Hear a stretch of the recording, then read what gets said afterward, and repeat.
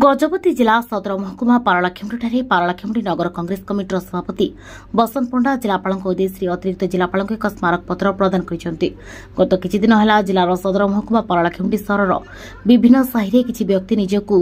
TPS ओडीएलआर कर्मचारी बोली परिचय दे विभिन्न घर विद्युत मीटर बसाइबाकू कहिसंते। मीटर भल थिले मध्य ताकू बदलाई स्मार्ट मीटर बसाइबाकू बाध्य करिसंते और नुआ मीटर न बसाइले विद्युत सरबराह विच्छिन्न कराजिबो बोली कहिसंते। ए मीटर बसाइबा द्वारा अधिक विद्युत बिल आसुवा अभियोग होगापर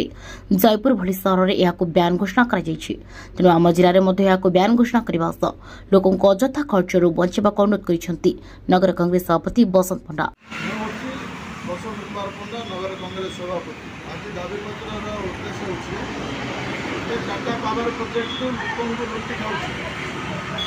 हिलीकप्टर तो मन इच्छा पैसा डरे हरे नौ पैसा न बांधे हैरान कर 24 घंटा 8 घंटा काल लाइन काटुचे सुधा एत व्यवसाय लोला लोक लुटाई बर्तमान गोटे स्मार्ट मीटर स्मार्ट मीटर लोक लगे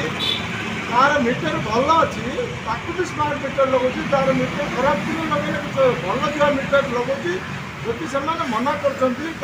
पूरा लाइन काटिदे रंग आखि देखी डर हर तेणु आम पालाखेमुंडी गजपति जिलार राशि और पालाखेमुंडी सहर में कौन जगार आम स्मार्ट मीटर लगे विरोध कर। आज पालाखेमुंडी नगर कांग्रेस कमिटी तरफ जो एक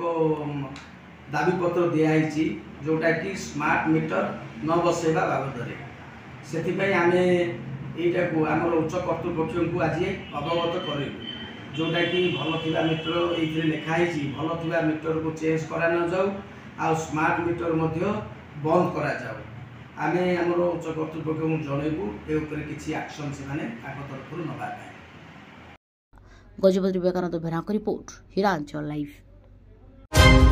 तेरे एभली किसी गुरुत्वपूर्ण खबर देखा चाहती आम चैनल को लाइक